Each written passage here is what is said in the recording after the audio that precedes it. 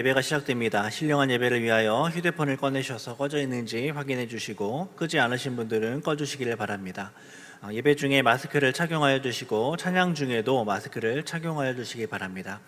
이 자리에 계신 성도님들도, 온라인으로 예배를 드리시는 성도님들도 온몸과 마음을 예배로만 집중해 주시기 바랍니다. 이제 다 함께 묵도하심으로 주일 낮 예배를 하나님께 드리겠습니다.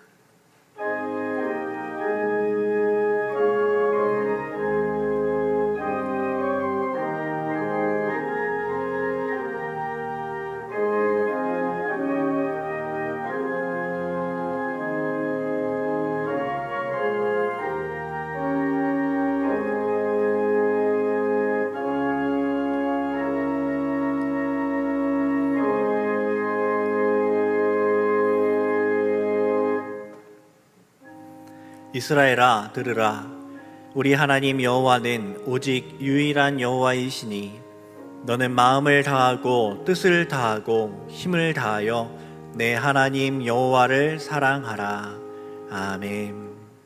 하늘에 계신 우리 아버지여, 이름이 거룩히 여김을 받으시오며 나라의 임하옵시며 뜻이 하늘에서 이룬 것 같이 땅에서도 이루어지이다. 오늘날 우리에게 일용할 양식을 주옵시고 우리가 우리에게 죄 지은 자를 사하여 준 것 같이 우리 죄를 사하여 주옵시고 우리를 시험에 들게 하지 마옵소서. 다만 악에서 구하옵소서. 대개 나라와 권세와 영광이 아버지께 영원히 있사옵나이다. 아멘.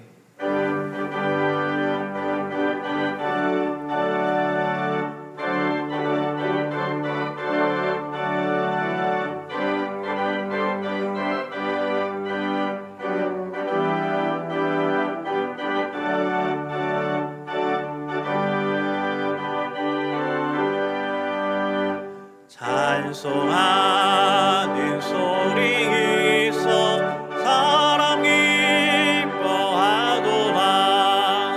하늘 아버지의 이름 거룩거룩하도라. 세상 사람 찬양하자.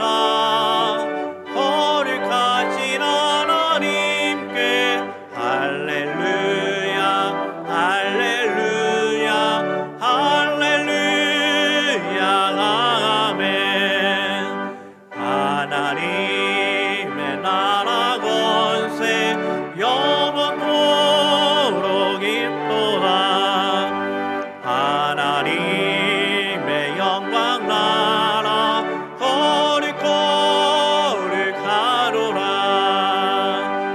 하늘보다 계신 주님 세상 주관하시도다. 할렐루야, 할렐루야, 할렐루야, 아멘. 하나님의 크신 섭리 그 뜻대로 되도라. 우리 아버지의 뜻은 거룩거룩하도다. 주여 속히 임하셔서 기쁜 날을 주옵소서. 할렐루야, 할렐루야, 할렐루야, 아멘.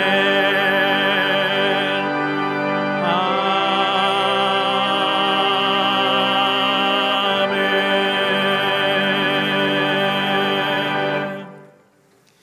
교동문 제105문 감사절 1번입니다. 제105문을 한 절씩 교독하겠습니다. 여호와께 감사하라. 그는 선하시며 여호와께 감사하고 그의 이름을 불러 아뢰며 그들이 광야 사막길에서 방황하며 거주할 성읍을 찾지 못하고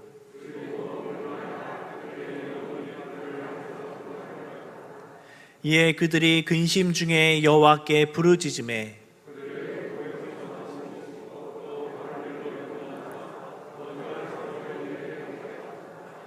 여호와의 인자하심과 인생에게 행하신 기적으로 말미암아 그를 찬송할지로다.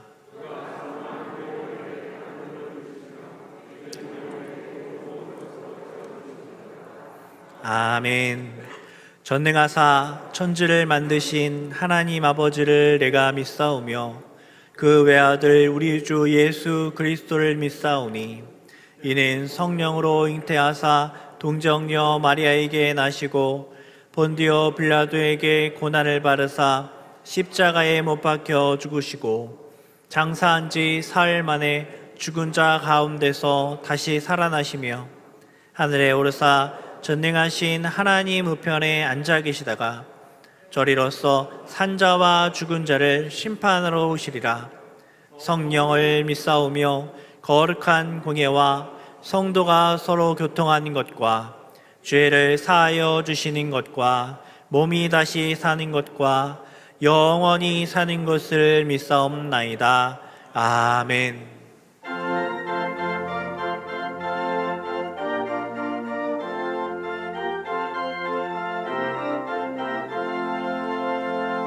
내 진정 사모하는 친구가 되시는 그 주 예수님은 아름다워라. 산 밑에 백합화요 빛나는 새벽별 주님 영원할 기라 주옵도다.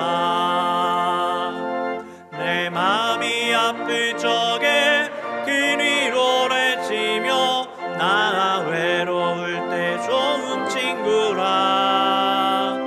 주는 저 산 밑에 백합 빛나는 새벽별 이 땅 위에 비길 것이 없도다.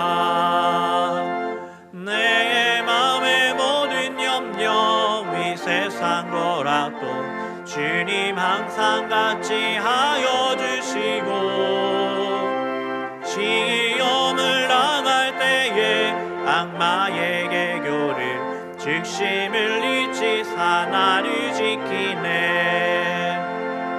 온 세상 날 버려도 주 예수 안 버려 길까지 나를 돌아보시니 주는 저 산 밑에 백합 빛나는 새벽별 이 땅 위에 비길 것이 없도다.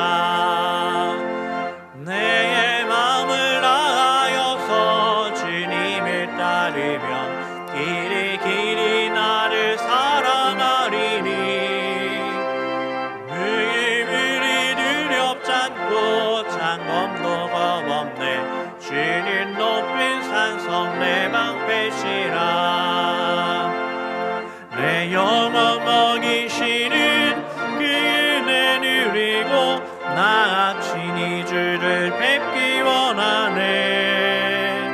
주는 저 산 밑에 백합 빛나는 새벽별 이 땅 위에 비길 것이 없도다.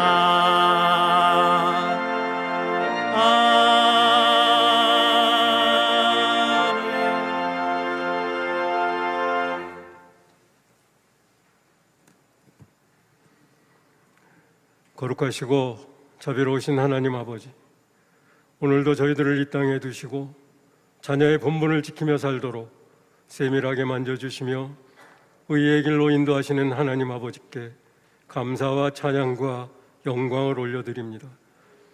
코로나19가 쉽게 종식되지 않으므로 가정과 사회가 겪는 혼란함과 교계와 교회가 당면한 영적 차원의 어려움 가운데서도 승동의 권속들 가정과 저희 교회가 견딜 만한 인내와 용기를 주시며 하나님 자녀와 선택받은 교회만이 누릴 수 있는 특권이요 은혜의 힘에 무한한 감사를 드립니다. 그동안 예배당에 모여드리는 은혜의 소중함도 알게 하셨고 때론 습관적으로 올려드렸던 지난날의 영적 빈곤함의 모습을 벗어 회개하는 심령으로 몸과 마음과 정성을 다하는 예배로 아버지께 겸손히 무릎 꿇어 올려드리니 기쁘게 받아 주시옵소서. 코로나를 겪으며 하나님께서 보여주시는 일들 속에서 출애굽한 백성들이 광야에서 하나님을 잊고 불순종할 때마다 하나님의 준엄하신 심판이 있었음을 교훈으로 삼으며 아버지께 온전히 순종하는 삶만이 크고 작은 환난과 재앙의 심판이 닥칠 때에 아버지로부터 보호받을 자격을 얻으며 순종한 백성들의 요새가 되어주시는 분이심을 절대로 잊지 않는 승동의 권속들로 인도해 주시옵소서. 지난 6월 한 달간 여호와께로 돌아가자는 큰 주제 아래 나라를 비롯한 교회, 개인 소망, 다음 세대 등 특별 주제를 정하고 진실한 마음을 담은 금요 기도회를 진행하며 은혜의 시간을 누렸습니다. 하나님을 향한 사랑의 마음과 순종하고자 하는 의지를 이전보다 넓고도 깊게 심어주셨고 기도회 기간 중 점차로 주일 예배와 기도회가 회복되며 어려운 교우와 이웃들을 돌아볼 수 있는 따뜻한 실천을 하도록 인도해 주셨음에도 감사를 드립니다. 십자가에서 달리시며 나를 위하여 울지 말고 너희와 너희 자녀를 위해 울라 당부하신 말씀을 묵상하며 저희들의 자녀들을 데리고 가야 할 곳은 예수님의 바라핌에도 세상 경쟁에 대한 조급함과 연약한 믿음으로 너무도 쉽고 안일하게 타협한 잘못으로 다음 세대를 올바르게 세우지 못했음을 용서하시옵소서.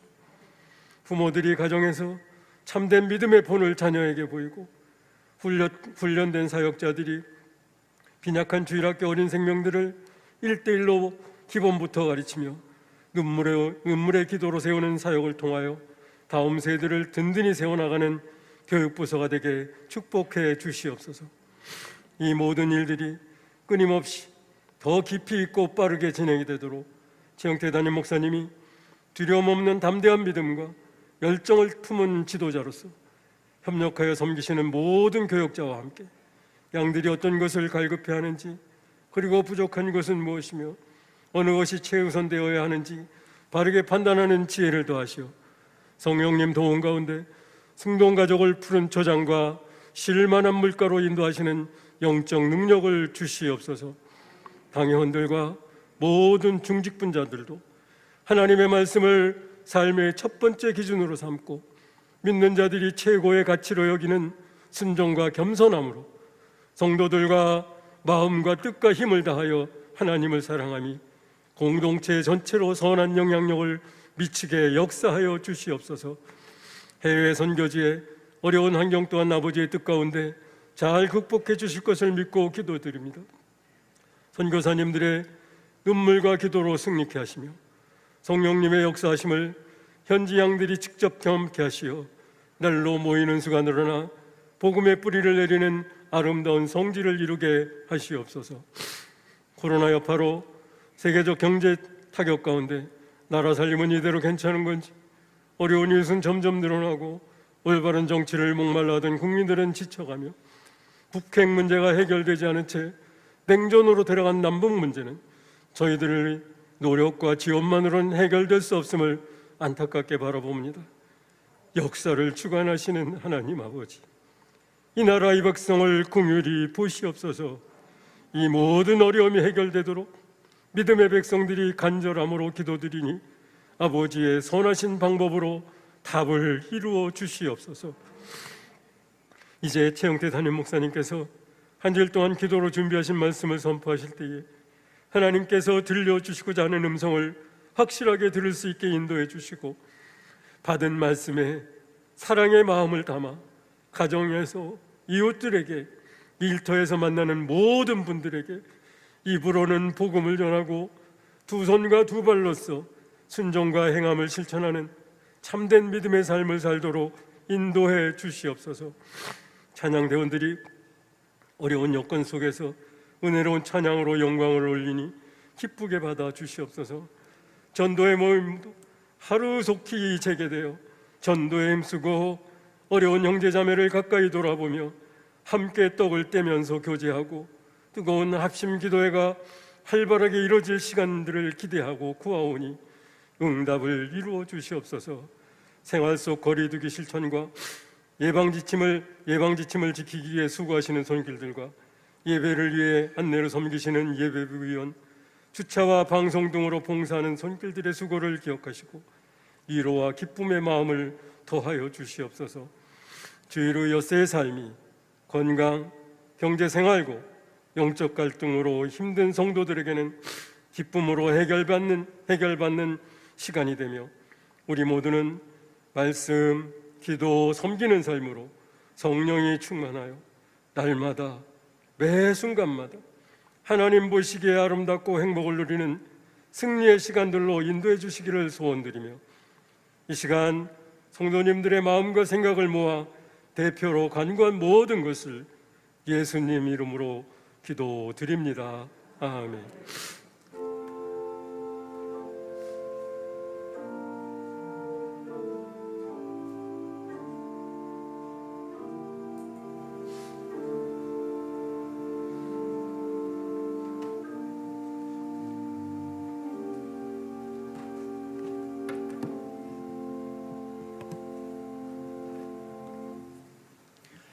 성경을 봉독하겠습니다. 하나님의 말씀은 시편 119편 129절에서 136절까지의 말씀입니다. 시편 119편 129절에서 136절까지 말씀을 제가 봉독하겠습니다. 주의 증거들은 놀라움으로 내 영혼이 이를 지키나이다. 주의 말씀을 열면 빛이 비치어 우둔한 사람들을 깨닫게 하나이다. 내가 주의 계명들을 사모함으로 내가 입을 열고 헐떡였나이다. 주의 이름을 사랑하는 자들에게 베푸시던 대로 내게 돌이키사 내게 은혜를 베푸소서. 나의 발걸음을 주의 말씀에 굳게 세우시고 어떤 죄악도 나를 주관하지 못하게 하소서. 사람의 박해에서 나를 구원하소서. 그리하시면 내가 주의 법도들을 지키리이다. 주의 얼굴을 주의 종에게 비추시고 주의 율례로 나를 가르치소서. 그들이 주의 법을 지키지 아니하므로 내 눈물이 시냇물 같이 흐르나이다. 아멘. 이제 임마누엘 찬양대원의 특송으로 하나님께 영광을 돌리겠습니다.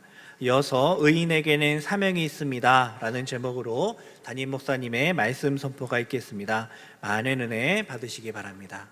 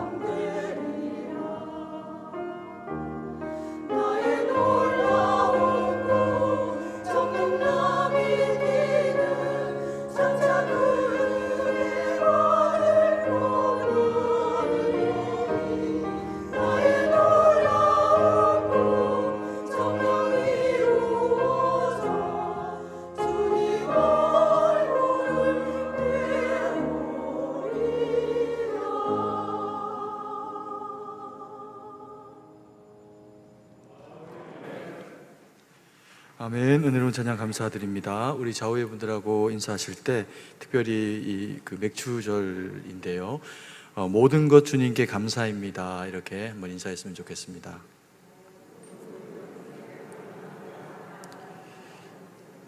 네, 감사합니다.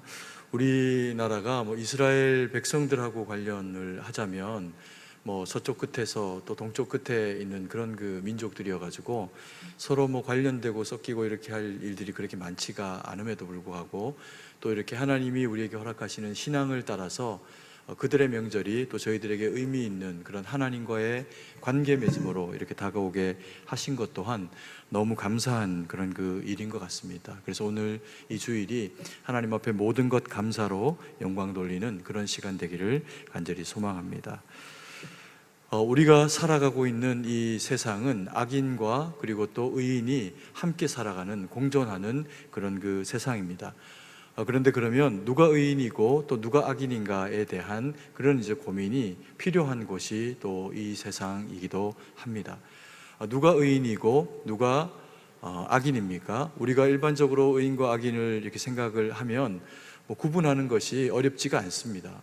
우리가 누굽니까? 의인입니다. 우리가 선인이고 또 그런 맥락에서 보자면 우리와 반대편에 있거나 혹은 나를 괴롭히거나 힘들게 만드는 대상이 악인이 되는 그런 상황을 맞이하게 됩니다. 그래서 우리가 하나님 앞에 기도를 하게 될 때도 우리가 의인으로서 하나님 앞에 구하고 또 그러면 하나님은 우리를 괴롭히고 힘들게 하는 그 대상을 악인으로 규정하면서 또 도우시기도 합니다.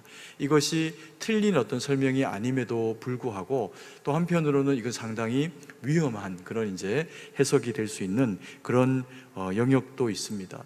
우리가 지난주에도 우리가 말씀을 통해서 봤지만 하나님이 바라보실 때의 의인과 또 우리가 생각하는 그 의인이 같을 수도 있고 좀 다를 수도 있습니다. 그것은 주님이 보는 이해와 우리의 이해가 같으면 그것은 하나님이 바라볼 때나 우리가 바라볼 때나 다 우리는 의인이 되는 거죠. 그러나 반대로 우리가 우리를 바라볼 때 굉장히 의로운데 하나님이 우리를 바라보실 때 그렇지 않다라고 하시면 우리는 의로운 대상이 아닐 수가 있습니다.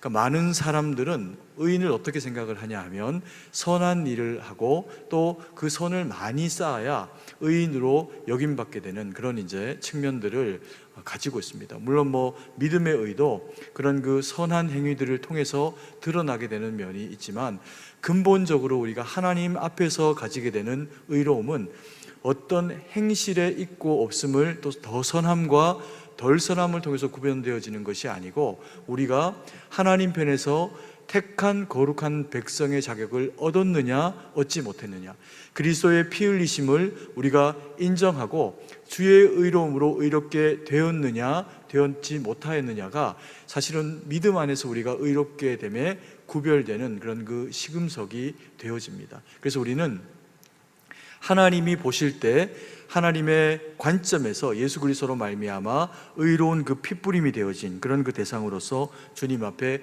의를 가져야 천국에 들어갈 수 있는 자격으로서의 거룩한 하나님의 백성이 될 수가 있습니다. 성경은 우리 모든 인생들을 뭐라고 이야기를 하냐 하면 우리가 다 양 같아서 각자 제 길로 갔거늘이라고 이야기를 하면서 우리를 목자를 떠나버린 양에 대한 이야기로 그렇게 비유를 하기도 합니다. 그래서 우리가 하나님을 저버리고 나아가는 순간 그때부터는 이런 그 목자를 잃어버린 양이 되어져서 그 목자가 인생의 양이 가장 자기 인생에서의 선한 길로 가는 방식은 양으로서 더 의를 행하고 양으로서 더 올바른 길을 가고 이것 이전에 목자가 양과 함께해서 그 목자를 따라가는 길이 양에게 주어지게 될 때 양이 걷는 그 걸음은 가장 의로운 길, 옳은 길이 된다는 것이 성경이 우리 가운데 나타내고 있는 그런 그 측면입니다. 그래서 우리는 예수님을 바라보고 양된 우리가 목자 되신 주님을 바라보면서 주님과 동행하는 믿음의 삶을 살아가게 될 때 의롭다라고 하는 그런 그 이야기를 얻게 되죠. 이렇게 이제 믿음으로 말미암는 의에 대해서 이야기를 하게 되면 믿지 않는 분들 가운데서는 좀 불편함을 가지는 분들이 계십니다. 아니 선이 행하지도 않고 뭐 더 특별히 누군가에게 도움이 되지 않음에도 불구하고 예수님만 믿으면 의로운 자가 된다고라고 하는 그런 이제 불편한 마음을 표현을 하게 되는 경우가 있습니다. 그런데 이제 그것은 믿음에 대한 오해를 통해서 되어지는 것으로, 우리 그리스도인들은 예수님을 믿기 때문에 의로워지지만 의로워서 의로 불려지는 게 아니라 예수님을 믿기 때문에 의롭게 된 그 순간부터는 하나님의 자녀답게 의롭게 살아가야 하는 거룩한 책무가 저희 가운데 주어지게 됩니다. 그래서 예수님을 믿는 우리는 누구보다도 더 세상 사람들이 보기에도 의로운 자들로 살아가야 하는 것이 우리가 마땅히 살아가야 하는 모습입니다. 그래서 이런 어떤 그 선을 행하는 그런 그 모습들이 그리스도인들 가운데도 많이 있음에도 불구하고요, 사실은 좋은 평가들을 얻지 못하는 경우들이 있습니다. 뭐 예수쟁이 이렇게 표현하기도 하고, 또 교회를 다닌다고 하면서 선을 행하지도 않고 이런 표현들을 할 수가 있지만, 실제로 세상에서 많이 이루어지고 있는 복지와 관련된 어떤 일들을 하는 경우도 보면 굉장히 많은 퍼센트의 그리스도인들이, 또 교회가 그와 같은 일들에 참여하고 있는 것을 볼 수 있습니다. 그래서 뭐 3대 종파를 놓고 그런 어떤 그 선을 행하는 비율을 보더라도요, 뭐 캐톨릭도 뭐 많이 하긴 하지만 기독교가 단연코 그 가운데서 가장 높은 퍼센트로 대부분의 어떤 일들을 감당을 하고 있는 것을 쉽게 그렇게 찾아볼 수도 있습니다. 근데 이게 우리 편에서 어려운 일은, 예수님이 오른손이 한 일을 왼손이 어떻게 하라고요? 모르게 해라. 이게 같은 손인데 모르게 하라고 이야기를 하시니까, 우리가 선이 행하면서도 그것 때문에 자칫 선이 행하고 우리가 교만해지거나 하는 일들로 인해서 우리에게 누가 되는 일이 생기지 않도록 하나님이 마땅히 종으로서의 우리가 해야 할 일들을 설명을 하시다 보니까, 저희가 세상 가운데서 빛되고 소금된 역할들을 하는 것에 대해서 그렇게 막 자랑하거나 이런 일들이 별로 없게 됩니다. 그러면 이제 세상 사람들은 잘 모르게 되죠. 그러니까 그럼에도 불구하고 우리는 하나님이 최종적으로 우리의 평가자이시고, 또 세상이 우리에게 엄격하게 평가하는 것 이상으로 주님이 우리를 엄격하게 평가하고 계시다라고 하는 것을 마음에 생각하시면서 주님 보실 때 의인으로 살아가는 그 훈련이 되어지는 것이 하나님 앞에서 훨씬 더 의미 있는 의인의 길이다라고 하는 것을 말씀을 드립니다. 그리고는 이 의인의 길에 대해서요, 우리가 읽은 이 110편, 119편, 129절에서부터 136절에 해당하는 그 이야기는 의인이 어떤 자이고, 또 의인은 무엇을 추구해야 하고 어떻게 살아가야 하는지에 대해서 우리에게 이야기를 들려줍니다. 첫 번째 우리가 바라봐야 할 것은, 먼저 의인은 순종하며 사모하는 자들이다 라고 하는 관점을 우리에게 들려줍니다. 129절 말씀입니다. 129절 말씀에 보면 이런 이야기를 합니다. 주의 증거들은 놀라움으로 내 영혼이 이를 지키나이다, 이렇게 이야기하면서 하나님의 말씀이 우리 가운데 놀라운 것들이라는 겁니다. 우리가 생각하는 어떤 선보다도 더 앞서고, 그리고 그것을 요청하실 때 그 요청에 순종해서 해봤더니 하나님이 그 가운데 일하시는 일하심이 엄청나게 크다는 겁니다. 그러면서 주의 증거들은 놀라움으로 내가 이것을 어떻게 한다고요? 지킨다, 이렇게 표현합니다. 지키는 게 뭡니까? 순종입니다. 믿음은 듣고 돌아가서 잊어버리는 삶이 아니고, 듣고 마음에 새기고 돌아가서 그 말씀대로 살아가는 것을 인해서 하나님이 영광 받으시는 일이 되도록 하는 것이 믿음의 삶입니다. 그러면서 이제 30절 말씀에 보면 또 하나의 중요한 이야기를 하는데요, 주의 말씀을 열면 빛이 비치어 우둔한 사람을 깨닫게 하나이다, 이렇게 이야기합니다. 그래서 하나님의 말씀이 빛으로 우리의 영혼 가운데 들어오게 되면 그 말씀을 받은 자들은 우둔함이 깨닫게 되어지고 머릿속이 밝은 빛이 들어오는 것처럼 변화되게 된다는 겁니다. 우리가 이 말씀을 통해서 이게 무슨 말씀인가 이렇게 돌아보면, 하나님이 세상을 지으실 때 흑암 가운데 있는, 그래서 무엇이 있어도 그것은 드러남이 없기 때문에 있는 것이 아니고, 무엇이 없어도 그것이 의미 있는 없음도 아닌 그런 그 세상 가운데서 말씀을 선포하십니다. 그러면서 있음이 되도록 하시는 그 작업을 하시게 되는데, 그게 빛이 있으라라고 말씀하시는 그 말씀을 계기로 해서 세상이 빛 가운데 드러나지게 됩니다. 그러면서 온갖 것들이 의미 있게 드러나게 되는 그런 그 일들이 나타나게 됩니다. 근데 우리라고 하는 이 인생도 보면요, 마음속이 혼란합니다. 어지럽고 어둡기도 합니다. 그런데 그때 하나님의 말씀이 우리의 그 인생 가운데 들어오게 되면 우리가 옳다고 생각하거나 혹은 우리가 옳지 않다고 생각했던 우리의 마음의 길 가운데 하나님이 비로소 내시는 길이 형성이 되게 됩니다. 그래서 이게 혼란하고 혼재되어 있는 우리의 어두운 심상이 하나님의 말씀이 정광석화 같이 비치고 잘 박힌 목과 같이 우리의 영혼 가운데 새겨지는 작업을 하게 되는 것에 인하여서 우리의 어두운 영혼이 비로소 하나님의 밝음의 세계로 드러나게 되는 그런 계기를 가지게 된다는 겁니다. 우리는요, 예수님이 없어도 세상을 살기는 합니다. 그리고 예수님이 없어도 잘 살아가는 사람들을 만납니다.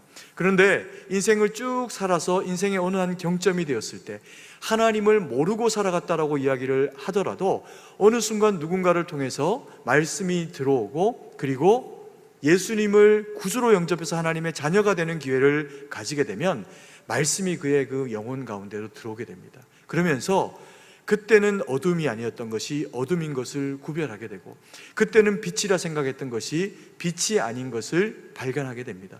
그러면서 비로소 자신의 영혼을 돌아보면서 한 사람은 하나님 앞에서의 빛을 가진 영혼의 햇살을 경험하는 사람으로 세워지게 됩니다. 오늘 우리가 읽은 이 본문의 말씀에 보면요, 우둔한이라고 하는 표현을 합니다. 이게 히브리적인 표현으로는 어리석은, 우둔한 이렇게 표현을 하기도 하지만 순진한이라고 하는 표현으로도 표현되기도 하는 단어입니다. 그러면요, 여기서 말하는 우둔한은 누구를 이야기를 하는 걸까요? 말씀을 모르고 말씀을 깨닫지 못하는 상황 가운데 있는 우리를 표현하기도 합니다. 그러면서 하나님의 말씀을 경험했더니 우리의 영혼에 빛이 비추면서 우리가 우둔한 자에서 어떤 자로 바뀐 겁니까? 지혜로운 자로 바뀐 거죠. 하나님의 말씀을 아는 자로 바뀌게 된 겁니다. 그리고는 그 마음의 빛을 가진 우리가 세상을 나아갔더니 여전히 어둠 가운데 빛이 있음에도 불구하고 빛을 모르고 살아가는 많은 사람들이 있다는 것을 보게 됩니다. 그래서 그 마음 가운데 긍휼히 여김을 가지고 하나님의 말씀을 전파하게 될 때 세상 가운데 있는 우둔한 자들에게도 하나님이 원하시는 그 빛이 비치게 되는 기회를 가지게 된다는 겁니다. 이게 이제 우둔한 자에게 비치는 그런 그 빛입니다. 근데 이 빛을 우리가 받을 때 이것을 어떤 모습과 태도로 받아야 하는지를 131절 말씀이 우리 가운데 나타냅니다. 같이 읽도록 하겠습니다. 내가 주의 계명들을 사모함으로 내가 입을 열고 헐떡였나이다. 오늘 읽은 이 말씀에 보니까 이 말씀을 사모하고 빛이 우리를 잠식하도록 우리가 허용을 해드리기 위해 가지고 우리가 해야 하는 일이 있는데 그게 뭐냐면요, 계명들을 사모함으로 내가 입을 열고 어떻게 했답니까? 헐떡였다 이렇게 이야기합니다. 이게 짐승으로 치면 우리가 성경에 나오는 표현을 하면 사슴이 시냇물을 찾아, 목마른 사슴이 시냇물을 찾아서 쓰러질 듯 허덕이며 가다가 그 물을 발견했을 때 그 생명을 얻은 것과 같은 기쁨으로 이 물을 대하는 것, 그런 그 태도를 말씀을 대하는 것에 비유해서 우리에게 설명을 하고 계십니다. 그래서 우리로 하여금 말씀을요 그냥 읽어라 이게 아니라 단순히 읽는 것이 아니라 그것을 어떻게 해라? 사모해라 이렇게 이야기합니다. 사랑하라는 겁니다. 목마른 사슴이 얼마나 그 물을 마시기를 갈망하겠습니까? 그 갈망, 사랑, 사모함으로 물을 찾듯이 그렇게 우리가 말씀을 기대하고 소망함으로 바라보라는 겁니다.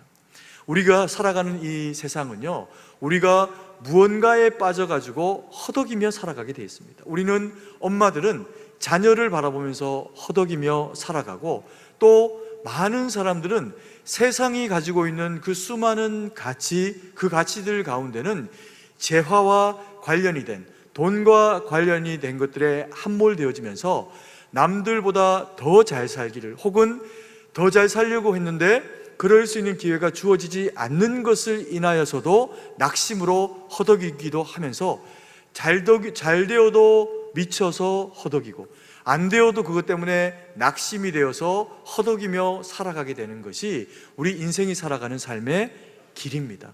그래서 성경이 우리에게 이야기하고 있는 것은 무엇이냐면, 그런 것들로 말미암아 허덕이는 삶을 살아가는 것이 아니라 여호와 하나님의 말씀을 사모함으로 허덕이며 살아가라. 예배 가운데, 기도 가운데 주님의 임재를 소망하면서, 그래서 때로는 우리의 그 삶의 곤고함과 힘겨움으로 우리가 허덕허덕일 때 그 허덕임조차도 버리지 말고 하나님 앞에 예배자로 나올 때 가지고 나와서 하나님 앞에 간구하여 구하면 주님이 어떻게 하신다는 겁니까? 들어서 응답하신다는 겁니다. 그래서 믿음의 사람에게는 예배가 사는 길이요, 믿음의 사람에게는 예배가, 기도가 하나님 앞에서 세상을 이기고 승리하는 유일한 능력이요 방편이 된다는 겁니다. 그래서 하나님의 사람으로 우리는 하나님의 말씀을 사모하고 허덕이듯이, 헐떡이듯이 주님을 믿고 따르는 자들이 되라 라고 그렇게 요청을 하고 계십니다.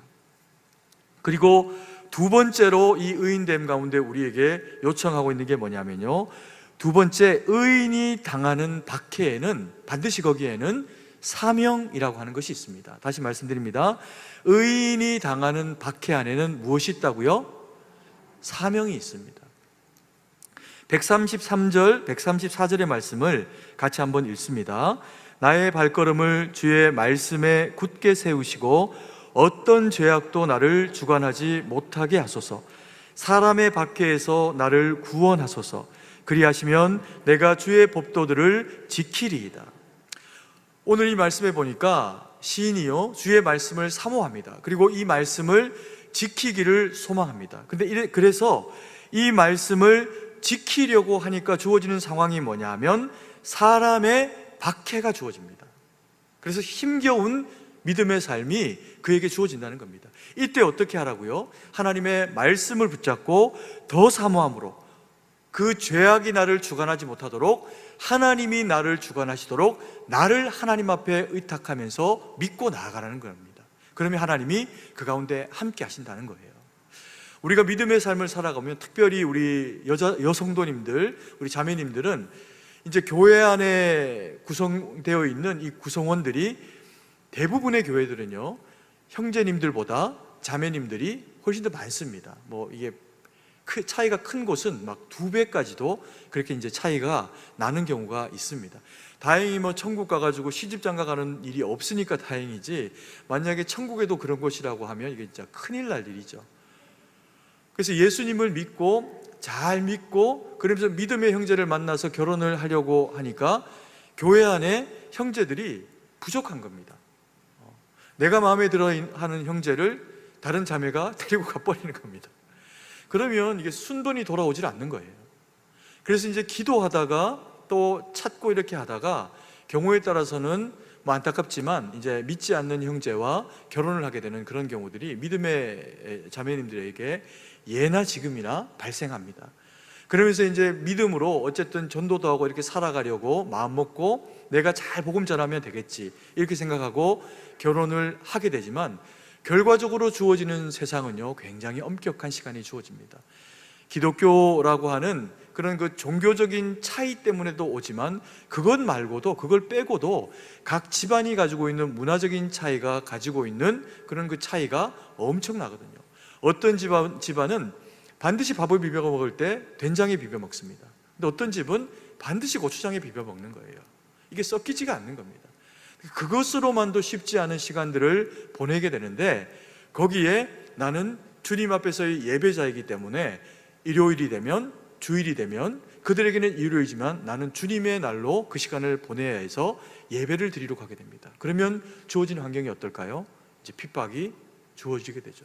뭐 그렇게 특별하다고 이렇게 생각하면서 가족들을 배려하고 가족들과 함께, 혹은 부모님 가정을 찾아뵈야 되는 일이 생기는데, 이제 며느리가 그때마다 예배 때문에 빠져야 되거나 아니면 본인만 이제 가지 못하게 되는 그런 상황이 벌어지게 됩니다. 그러면 그거 아니어도 우리 시어머님들은 안 예뻐하기로 결정된 이런 그 마음들을 가질 수가 있는데, 그렇게 행동하는 며느리가 예뻐 보이기가 어려운 거죠. 그러면 이제 2중, 3중으로 이것도 저것도 다 예뻐 보이지 않는 평가를 얻게 됩니다. 그러면 믿음으로 살아내기 위해 가지고요, 엄청난 고초가 되는 삶을 가지게 됩니다. 이 삶은 단순히 내가 이렇게 살아가고자 하는데 이런 삶이 안 주어지게 하는 악한 대상들, 이렇게 생각을 해버리게 되면 가족들이 다 내 신앙을 핍박하는 대상으로 전락해버립니다. 근데 하나님이 바라보시는 관점은 그게 힘들고 어려운 일이어도 살아내기를 원하십니다. 그리고 우리 성도님들 가운데는 실제로 그것들을 살아내가지고 온 가족들이 믿음의 사람들로 세워지는 계기를 만들어드린 그런 아내, 그런 어머님들이 실제로 많이 계세요. 그래서 그리스도인들에게 주어져 있는 다른데 그 다름이 복음으로 말미암아 주어지는 핍박을 경험하고 있는 분들은 그 자리가 사명의 자리다라고 하는 것을 분명히 지각하시고 기도하시면서 그것을 감당해 내셔야 합니다. 때로는 가족들 가운데요, 이단에 빠지는 사람도 있습니다. 어떡합니까? 믿음으로 잘 세워내기를, 자녀들을 그렇게 키워내기를 원하는데, 제가 아는 우리 이전 교회 성도님들 중에도 자녀들이요, 멀쩡히 대학 가서 신천지에 빠져버리고 뭐 JMS에 빠져버리고 이러는 겁니다. 얼마나 속이 상합니까? 어느 순간부터 아이의 눈빛이 달라지고 말하는데 무언가 부모와의 소통이 차단되는 걸 느끼는 거죠. 그럼 버릴 수도 없고, 그걸 놓고 하나님 앞에서 기도하는 겁니다. 애쓰는 거예요. 될 때까지 하는 겁니다. 포기할 수가 없잖아요. 그게 가족이 가지게 되는 그런 사명이라는 겁니다. 우리가 직장 생활도 마찬가지입니다. 내가 열심히 하는 거로만 되어지는 게 사명일 수도 있는데, 그리스도인 직장인에게는요, 또 다른 사명이 있어가지고 그곳에서 열심히 일하는 건 옆에 있는 동료도 하는 겁니다. 그러면 내게는 하나님이 무엇을 원하실까요? 그리스도인 직장으로서 거기에서 빗대고 소금되게 살아가기를 원하시는 겁니다.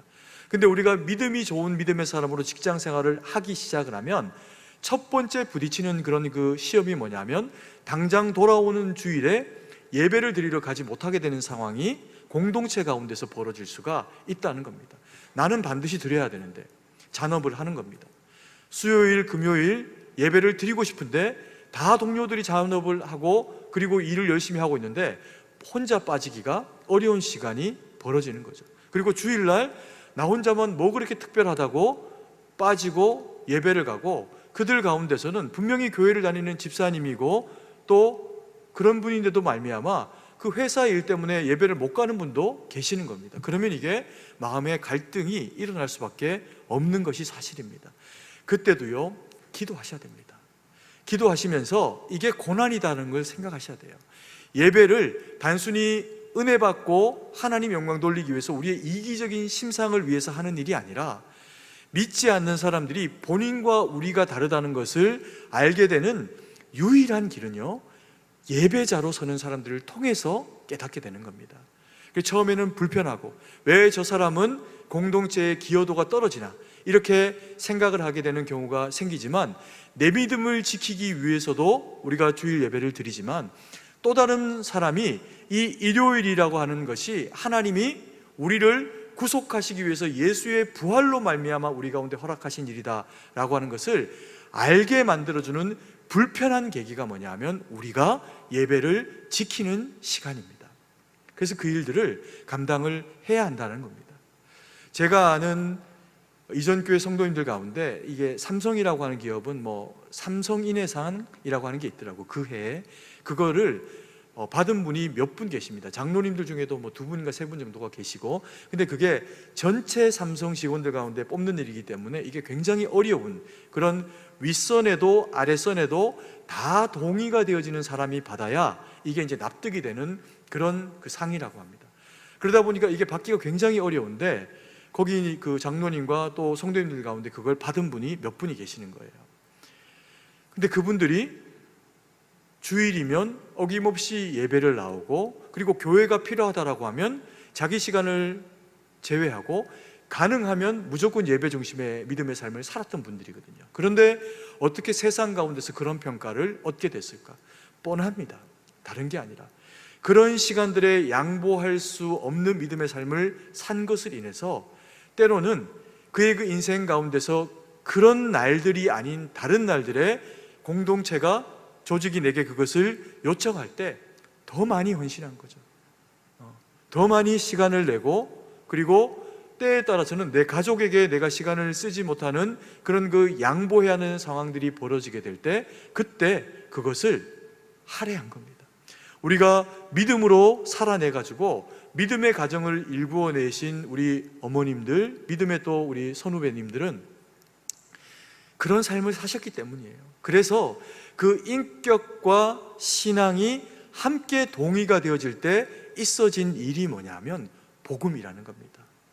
그래서 믿음의 사람들은 하나님의 말씀과 뜻 가운데 이 핍박을 하나님의 말씀으로 잘 감당해주고 살아내줘야 되는 그런 그 책임이 있는 대상들입니다. 근데 우리가 이런 핍박을 당하는 자가 의인이고 그때 우리는 사명을 발견할 수 있다, 이렇게 이제 이야기를 했기 때문에 점검해야 되는 일이 있습니다. 먼저 점검해야 되는 일이 뭐냐면, 그래서 나는 의인인가를 점검해야 됩니다. 내가 생각할 때는 이게 더 옳은 일이고 바른 일인데 다른 사람들이 볼 때는 전혀 그런 일이 아닌 경우가 우리는 인생이기 때문에 저를 비롯해서 모든 인생들이 그와 같은 상황에 처할 수가 있습니다. 그러면요, 그것은 핍박이 아닙니다. 잘못하거나 이기적인 어떤 행동을 하고 선택을 한 결과일 수 있다는 겁니다. 그래서 우리는 우리 스스로를 먼저 돌아봐야 하고요, 그게 아니라는 것을 확신하게 되는 그런 믿음 안에서의 계기를 가졌다면 그때부터는 어떤 누가 얼마만큼의 강도로 우리를 짓누르면서 핍박을 해도 믿음으로 버텨내면서 그것을 감당해내야 합니다. 그러면 그게 복음의 길, 믿음의 길이 되고 하나님이 연약한 우리를 통해서 우리보다 더 능력 있다라고 이야기하는 세상을 이기게 하는 길과 방식이 되게 하십니다. 이것을요, 성경이 오늘 읽은 이 본문의 말씀에 우리에게 뭐라고 이야기를 하고 있냐면 132절의 말씀입니다. 132절 말씀, 중요한 말씀이니까 같이 한번 읽도록 하겠습니다. 주의 이름을 사랑하는 자들에게 베푸시던 대로 내게 돌이키사 내게 은혜를 베푸소서. 주의 이름을 사랑하시던 자들에게 베푸시던 대로 내게 돌이키사 내게 무엇을 베풀어 달라고요? 은혜를 베풀어 달랍니다. 은혜 없이는 있어질 수 있는 일이 아니라는 겁니다. 세상은 반드시 더 강한 힘을 가진 자가 더 적은 힘을 가진 자를 이기게 돼 있습니다. 이건 뭐 권투와 야구와 시합도 마찬가지고 기업 대 기업도 마찬가지고 개인과 개인도 마찬가지입니다. 그런데 믿음의 삶에서는 이게 역전이 되어지는 경우가 있을 수 있는데 이것을 우리는 뭐라고 표현하냐면요, 은혜다, 이렇게 표현합니다.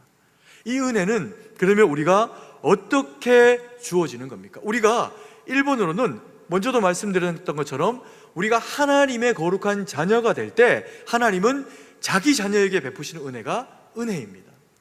근데 그 자기 자녀인 우리가 하나님의 말씀대로 살아가려고 하니까 버거운 겁니다. 힘든 거예요. 때로는 병이 걸리기도 하고 환경이 나보다 훨씬 더 큰 겁니다. 그때 우리의 연약한 상황을 그대로 가지고 주님 앞에 예배자로 나옵니다. 그래서 그 모든 박해와 환경의 곤란함과 어려움을 하나님 앞에 내어놓으면서 주님이 이것을 바꾸어 내시기를, 이겨주시기를, 고쳐주시기를 간절히 구하는 작업 가운데로 나아갑니다. 그러면 성경이 뭐라고 이야기합니까? 주의 이름을 사랑하는 자들에게 베푸시던 대로. 이게 무슨 이야기일까요? 이렇게 사랑하던 자가 누구입니까? 아브라함이고 이삭이고 다윗이고 엘리야고 바울이고 베드로입니다. 그리고 저이고 여러분들이세요. 우리 믿음의 사람들이 가지고 있는 그 모든 곤고함의 삶 가운데서 예수의 이름 붙잡고 주의 도우심을 구하며 나아가 앉는 자리 가운데는 주님이 성령의 기름 부으심으로 함께 하신다는 겁니다. 그래서 이겨내게 하시고 그래서 되게 하신다는 겁니다.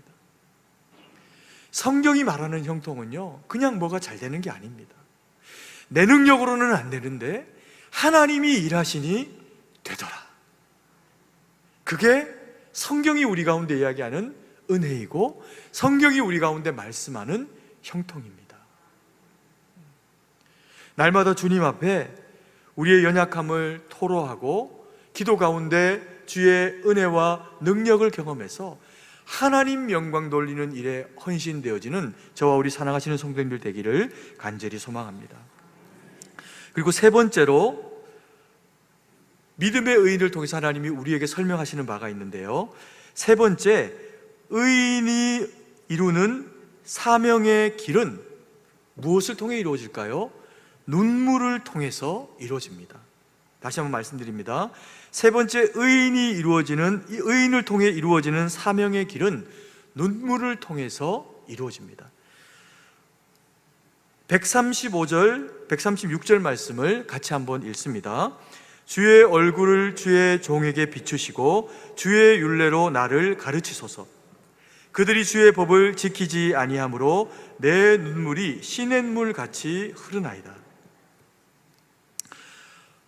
우리가 사명자로 서서 하나님의 말씀을 가지고 세상을 살아가면 하나님의 말씀과 반하는 어떤 대상이나 조직은요, 우리와 부딪혀 옵니다.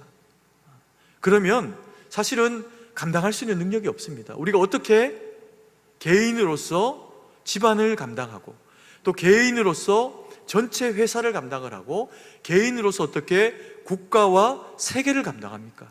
못합니다. 그런데 기도하면요, 그보다 크신 하나님이 일하신다는 겁니다.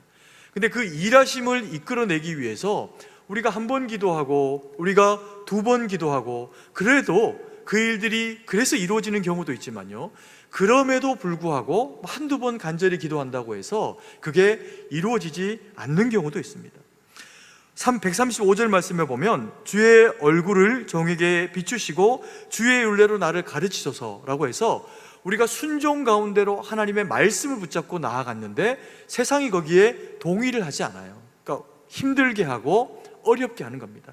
그때 그 일들이 우리 가운데 있어지게 할 때 그게 한 번이 되었든 두 번이 되었든 낙심하지 않는 심장을 가지고 있는 성도는 주님 앞에 나와서 기도하고 간절히 하나님 앞에 그 상황을 아뢰면 됩니다. 근데 이것을 어떤 정도로 하라고 성경이 우리에게 이야기를 하냐면요, 세상을 보고 나를 보니 눈물이 나는 겁니다. 우리가 세상 가운데서 빛되고 소금되게 살아가려고 하니 내가 가지고 있는 능력이 너무 무능한 겁니다. 우리 믿음의 아내, 믿음의 어머니들은 많이 경험하셨을 거예요. 한 집안 바꿔내기 위해서 홀몸으로 들어왔는데 동의도 되지 않고 호된 그런 그 시집살이가 주어지게 될 때 이를 꽉 깨물고 믿음의 그리스도인으로 하나님의 말씀 붙잡고 그걸 살아내는 일은 쉬운 일이 아닙니다. 속이 다 썩고 우울증이 걸릴 것 같은 아픔의 상황에 내몰리기도 한다는 겁니다. 근데 그때 하나님 붙잡고요, 그때 그래도 웃는 겁니다. 그러면 속은 어떨까요? 썩는 거죠. 그런데 그래서 하나님 앞에 순종하는 심장 가지고 하나님 앞에 기도하며 나에게 그와 같은 상황을 내모는 가족들이 불쌍한 겁니다. 그래서 그들을 위해서 우는 거예요. 여러분, 울어야 삽니다. 여러분, 우리가 지금 신앙생활 다 잘하고 있고요, 저도 제가 목사고 우리 성도님들도 각자의 직분으로 믿음 안에서 지금 잘 살아가고 계시니까 우리가 원래부터 믿음 좋은 줄로 착각하고 살아갑니다. 근데 따지고 보면, 거슬러 돌아가 보면요, 우리도 신앙에 동의되지 않았던 시절이 있습니다. 심지어는 모태신앙인데도 불구하고요, 이게 동의가 안 되는 겁니다. 그래서 부모님이 기도하고 또 눈물 흘리며 기도하는데도 동의가 안 되는 거예요. 그래서 부모님, 남편, 아내, 또 자녀들 마음을 아프게 하는 그런 경우들도 있습니다. 그런데 그것을 포기하지 않고 믿음으로 기도하면서 살아내고, 그리고 그렇게 기도하면 하나님이 그 가운데 찾아가시면서 그 가정을 바꾸어 내시는 겁니다. 직장도 국가도 다 마찬가지입니다. 그래서 기도하는 한 사람이 기도하지 않는 열방이나 민족보다 큰 겁니다. 여러분, 이 나라가 어떻게 이렇게 바뀌게 되었습니까? 대동강변에서 피를 뿌리고 자신의 삶의 넉넉한 환경들을 내어놓고 이 땅 가운데로 보따리 싸고 그리고 자녀들을 데리고 이 땅에 와서 교회를 섬겼던 사무엘 무호 목사님 같은 분들, 과관련, 이눌서 이름도 바꿔가면서 이 땅에서 눈물을 흘리며 헌신하며 기도해 주셨던 그런 그 믿음의 선각자들의 눈물이 있었기 때문에 우리가 지금 이렇게 믿음의 사람이 됐다는 겁니다. 저도요, 돌아보면 시간이 없어서 간증을 하고 싶지만 간증을 할 수는 없지만 울어주셨던 분들이 있어요. 너무 고마운 거예요. 오늘 아침에 제가 이 말씀을 돌아보고 또 묵상하고 이게 암기하기 위해 가지고 이렇게 하면서 계속 떠올려지는 몇 분들의 어른들이 있었습니다. 나중에 기회가 되면 제가 소개해 드릴 거예요. 관심을 가지고 울면서 기도해 주셨던 그 기도를 먹고 제가 믿지 않는 가정에서 살아나서 승동교회 담임 목사가 된 거죠. 그리고 여전히 제가 이 교회를 아름답게 섬겨가기 위해서는 절실하게 반드시 필요한 게 있습니다. 우리 성도님들이, 목회자인 제가 바르게 서서 성도를 사랑함으로 하나님의 말씀을 깊이 묵상하며 연구하고 그래서 생명의 말씀을 전하실 수 있도록 저를 위해서, 가족들을 위해서도 기도하셔야 되지만 저를 위해서 기도해 주셔야 됩니다. 목회자들은, 저를 비롯한 우리 모든 목회자들은 그 기도를 먹고 성도님들을 섬겨갑니다. 그래서요, 우는 자가, 울 수 있는 이유와 능력을 가진 자가 하나님 안에서는 능력의 사람입니다. 아멘이십니까? 우리 승동교회는 어머니 교회예요. 어머니 교회가, 어머니가 하는 일이 무엇입니까? 아이를 낳고, 그래서 수많은 교회들이 우리 교회를 지교회로 하고 혹은 성도들의 흩어진 모임을 통해서 많은 교회들이 생겨났습니다. 시작이니까. 어머니는 자녀를 놓고 또 젖을 물립니다. 그리고 또 거기에 아이들의 옷을 지어 입히기도 하고 교육을 하기도 하고 키워냅니다. 애들을 키워내는 건 눈물이에요. 그래서 우리 승동교회가 해야 하는 첫 번째 사명으로서의 일은 뭐 대단히 세상 시끌벅적하게 해야 하는 어떤 일보다도 하나님 앞에서 기도하며 내 가정과 나 자신을 위해서도 기도해야 하지만 나라와 민족과 그리고 수많은 지교회들이 함께 하나님의 말씀과 뜻 가운데 세워지기를 위해서 기도해야 합니다. 그리고 기도하면서 이 땅의 교회들을, 또 우리 교단의 교회들을 섬겨가기 위한 어떤 일들을 계획하고 또 그것을 하나하나 감당해 내야 합니다. 그래서 어머니 교회는요, 오래 살아와서 남들 보기에 자랑할 만한 무엇이 되는 그런 그 교회로서의 어머니 교회가 아니고 여전히 섬겨야 하고 여전히 우리는 어머니이고 여전히 어머니로 살아가야 하는 교회이기 때문에 기도하고 섬겨내고 그래서 어머니 교회여야 한다라는 겁니다. 하나님이 이 코로나 기간 동안에 제 마음 가운데 굉장한 많은 부담을 주세요. 한국 교회의 이런 지금 현재의 상황들, 그러면서 우리 교회도 잘 돼야 하지만 한국 교회가 함께 신앙 안에서 잘 되어지기 위해 가지고 우리 교회가 얼마만큼의 어떤 역할을 감당하기를 원하시는지에 대한 그 고민이 일부러 하려고 하는 거야. 근데 자꾸 밀려와요.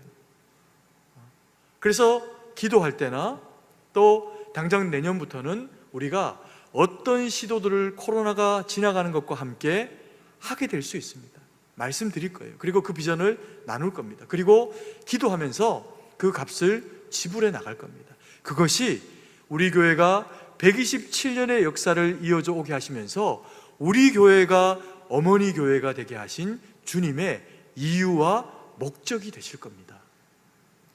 어머니는 밥도 해야 하고 어머니는 자녀를 키워도 내야 되지만 그렇게 키워냈더니 이것들이 다 자라고 나서요, 철없는 자식들 중에는 이렇게 이야기하는 자녀들도 있습니다. 엄마가 내게 낳아준 것 말고는 해준 게 뭐가 있냐고. 어처구니 없는 자녀들이 있어요.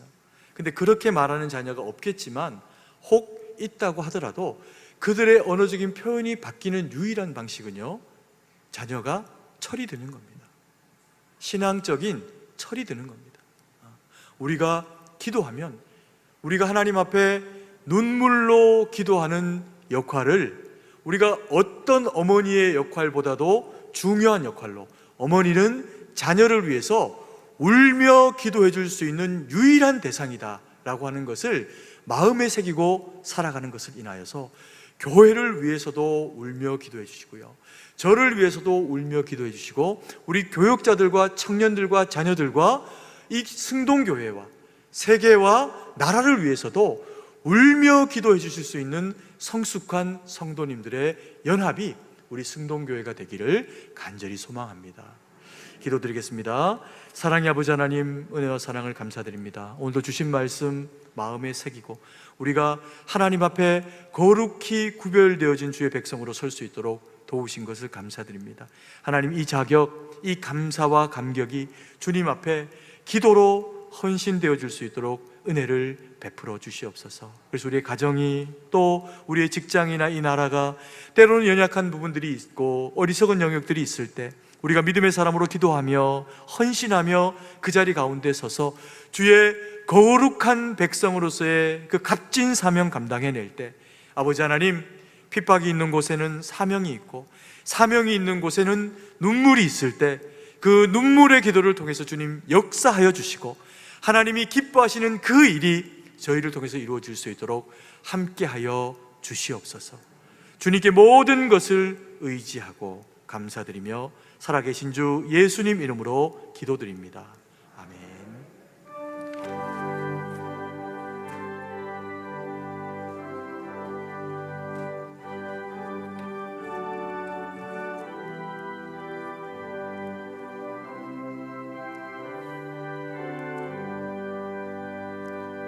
주 안에 있는 나에게 단 근심이 있으랴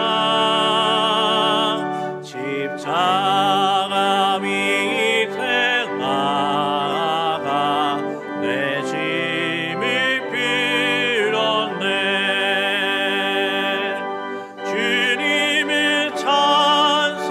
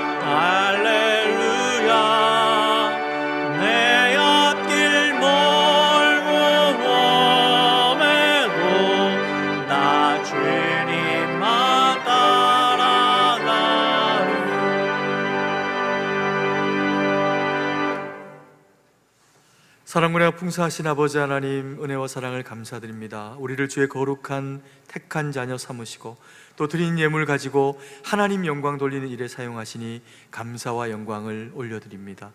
아버지 하나님, 이 나라가 참으로 힘겹고 어려운 시절들을 지나고 있습니다. 코로나와 또 경제적인, 그리고 이 땅의 안보로, 치안으로, 여러 모양으로 힘겹고 어려운 시절들을 지나고 있습니다. 주님, 우리를 불쌍히 여겨주시고 각 처처마다 주님 세우시고 예비하신 하나님의 사람들이 아버지 하나님 참으로 일어나서 저들의 수고로운 헌신과 기도를 통해서, 눈물을 통해서 이 나라가 주의 말씀과 뜻 가운데 세워질 수 있도록 은혜를 베풀어 주시옵소서. 하나님, 그래서 세상이 그것을 인정하건, 얼마나 눈물로 교회가 하나님 앞에 이 나라를 위해서 기도하고 애씀으로 그렇게 수고로 행했어도 그것을 인정하건 인정하지 않건 여전히 교회는, 여전히 믿음의 사람은 이 땅을 위해서, 세계를 위해서 기도하며 헌신하며 주님 앞에 서게 하시고 주의 거룩한 열매만 세상 가운데 믿음으로 드러날 수 있도록 역사하여 주시옵소서. 아버지 하나님, 세계 각처로 흩어져 복음 전하는 우리 선교사님들의 그 수고로운 삶과 가정 가운데도 함께 해주시고, 원근 각처 사업으로, 또 직장으로, 병중에, 그리고 또한 군으로 아버지 하나님 흩어져 있는 우리 사랑하시는 성도들도 동일한 은혜와 능력으로 성령의 충만으로 붙잡아 주시옵소서. 그래서 우리 모두가 하나님 영광 돌리는 일에 같은 음성, 같은 뜻 가운데 쓰임받는 저희 모두가 되게 하실 것을 믿고 감사드리며 살아계신 주 예수님 이름으로 기도드립니다. 아멘.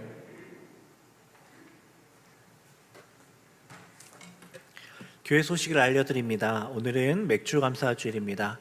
우리에게 언제나 필요한 것을 공급해 하시는 하나님의 은혜에 감사하는 맥주 감사헌금을 드립니다. 기쁨으로 참여해 주시기 바랍니다. 정기당회가 오늘 예배 후에 당회실에 있습니다. 코로나19로 인한 예배와 모임 안내입니다. 감염 예방 및 성도를 보호하기 위해 교회 예배 및 모임이 조정되어 진행 중입니다. 주일 낮 1부, 2부, 3부 예배 및 교육부서 예배가 재개되었습니다. 인터넷 실시간 중계는 주일 낮 2부 예배와 교육부서 예배만 중계됩니다. 주중 예배, 새벽 기도회, 3일 밤 예배, 금요 기도회도 재개되었습니다. 주일 저녁 예배 및 각종 모임은 당분간 계속 중단합니다. 양해해 주시고 위하여 기도해 주시기 바랍니다. 소천 소식입니다. 성북구역 김갑순 권사님 모친 되시는 고 나순이 명예권사님이 6월 28일 지난주일 소천하셔서 6월 30일 화요일 장례를 은혜 가운데 마쳤습니다. 유가족을 보시면 위로해 주시기 바랍니다. 나머지 광고는 주부를 참조해 주시고 이제 다 함께 일어나셔서 찬송가 1장을 찬양하시고 축도로 예배를 마치겠습니다.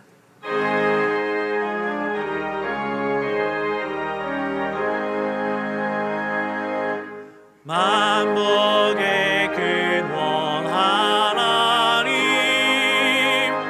온 백성 찬송 드리고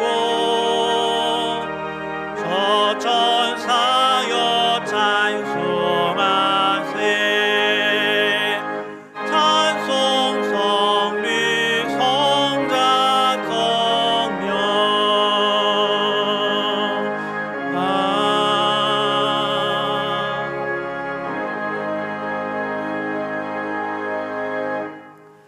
이제는 우리 구주 예수 그리스도의 구속의 은혜와 무한하신 하나님 아버지의 사랑하심과 성령의 위로교통 충만하심의 은혜의 역사가 주님 앞에 머리를 숙이고 때로는 세상 가운데 상한 심령 가지고 살아가나 여전히 주의 말씀 붙잡고 의로 서서 오직 주의 영광 위에, 주의 능력 힘입고 주님만 위해 살아 하나님 영광 돌리기로 소망하며 다짐하는 거룩한 주의 백성들 머리 위에 이제부터 영원토록 함께 계실지어다.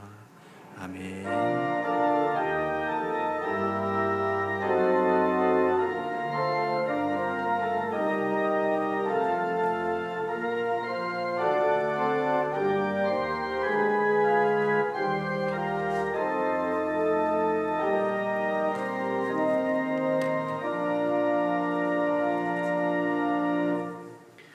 찬송가 365장 1절 마지막 1절 4절 찬양하시겠습니다.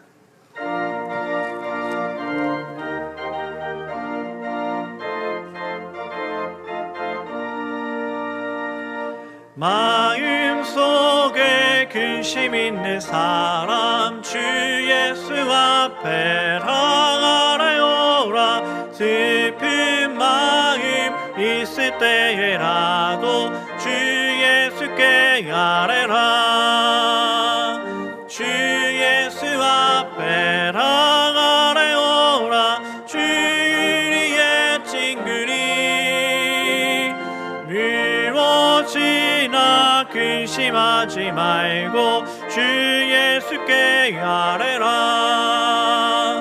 죽음 앞에 겁을 내는 자여 주 예수 앞에 나아가려라. 하늘나라 바라보는 자여 주 예수께 아뢰라. 주 예수 앞에 나아가려라. 주 우리의 친구니 무엇이나 근심하지 말고 주 예수께 아뢰라. 아멘. 인사하시면서 돌아가시겠습니다.